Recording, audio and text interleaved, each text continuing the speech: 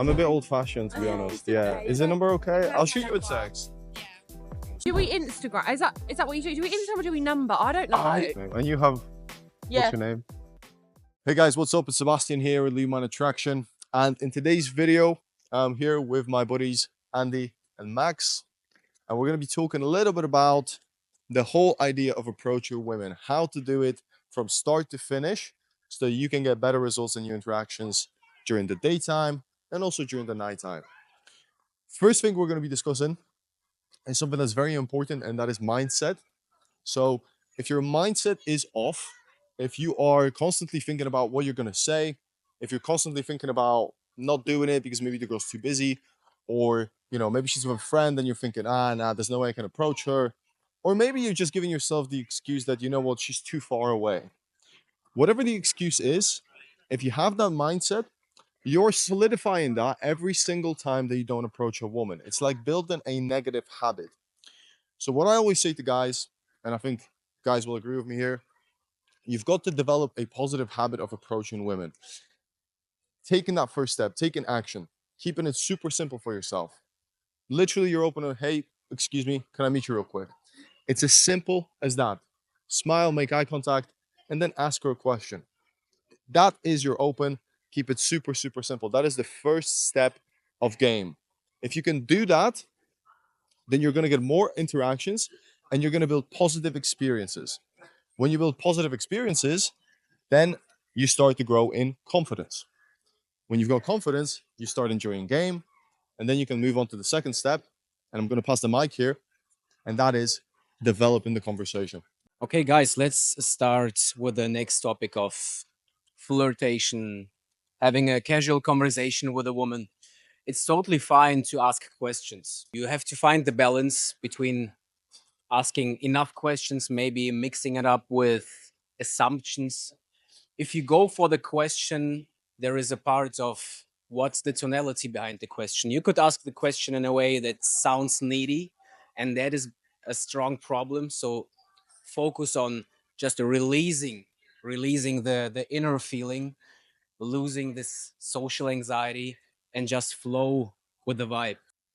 I prefer, and experience says that doing assumption is even better, just looping up specific topics where she can start interpreting things inside your either question or stronger even assumption. If we go further in the conversation, it shouldn't sound like an interview. So you have to keep the balance of not asking too many questions. Can I just put it out? Yeah, sure. I just wanted to real quickly say, on top of what Andy's just said, I think it's important for you to understand, as somebody who's a beginner, that flirting is not something that is going to be constant, right? You're going to be asking questions, you're going to be having a casual conversation. That is the essence of getting to know someone. So just being normal is your kind of first step, which is why asking questions is good. Now, when you get an answer to a question, you can use absolutely anything that the girl says to then tease her, to then neg her, to then add something towards that from yourself and build a commonality, right? So, for example, the girl says, she's from Italy. You can say your favorite people are from Italy. So now she has to, make sure that she's keeping up with the standard, right? That they're the most passionate people, right? That they've got the city of love in Venice, right? So you can start literally making commonalities, making assumptions, making teases just by asking her where she's from. There's a lot of these things that you can do. There's different ways to flirt. There's no one specific way, but the main focus is that if you're just asking questions and not doing anything else, and your vibe is off, you're asking the questions like a customer service assistant, you're not being masculine about it, it's just going to be boring. And when she's bored, it's going to get awkward. You're going to feel awkward. You're not going to be able to close. So if you take on board everything that we've talked about here with Andy in terms of flirting, you're going to get better interactions. The interactions are going to be more fun. And when the interactions are more fun, then you can go into the really important part, which is, of course, closing and getting girls' number. So I'm going to pass on to Max, and he's going to explain a little bit about that. Okay, guys, so let's get into the topic of closing and basically collecting the contact information. You want to do the whole exchanging of contact information on a high note in the interaction. So you don't want to like ask a couple questions and have the conversation kind of fizzling out and then feeling the need or feeling like awkward and then feeling the need to exchange contact information at that point. So you actually want to have the girl laugh or like tease her and like provoke some kind of reaction. And on that high note in the interaction, you then want to ask for compliance basically, or ask for contact information. It's also the same when you try to, for example, go for an instant date or like to move locations with a girl. You always try to ask for compliance on a high note in the conversation, because women basically go off of how they feel, they go off of their emotions. Try to avoid asking her for her IG or her WhatsApp very formally. Just keep it light and casual. Like, let's connect on IG, let's exchange or swap WhatsApp. Interactions are going to be different, right? Some girls are going to have more time to talk. Other girls are going to have a little bit less time to talk, which is why it's very important to ask about logistics early on in the conversation. What are you up to right now? If you ask that question, you're going to know whether she's seeing a friend, whether she's going to catch a bus, whether she's going to the office, whether she's late for, I don't know, for a train, whatever it might be.